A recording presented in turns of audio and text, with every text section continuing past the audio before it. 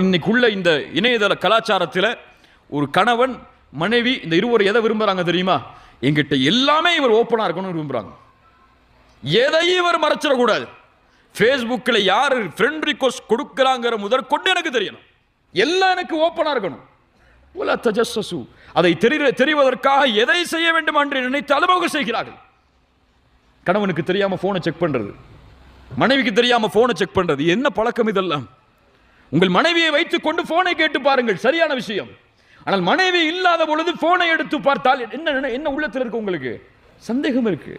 உங்கள் கணவன் இல்லாத பொழுது அவர்களுடைய போனை நீங்கள் ஒரு தவறான எண்ணத்தில் யாரோட பேசியிருக்காரு, யாரோட ஃபேஸ்புக்கில் சாட் பண்ணியிருக்காரு, யாரோட வாட்ஸ்அப்பில் சாட் பண்ணியிருக்காரு அப்படின்னு பார்க்கறதுக்காக போனை திறந்தீங்கன்னா அந்த வாழ்க்கையா?